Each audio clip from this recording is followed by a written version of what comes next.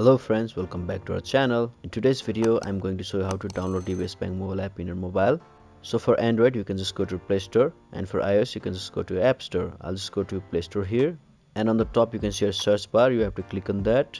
You have to type here DBS Bank mobile app, and on the bottom right you can see a search button. You have to click on that. You can see here DBS Digibank.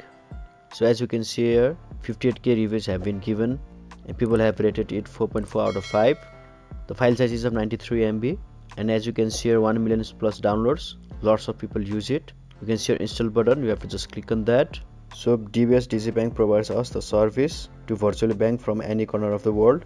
And yes, the app is downloaded here in your mobile. A shortcut is added to your home screen. You can just click on open and go through the app. And yes, if you guys like our video, then you can just click on like and subscribe button. Thank you.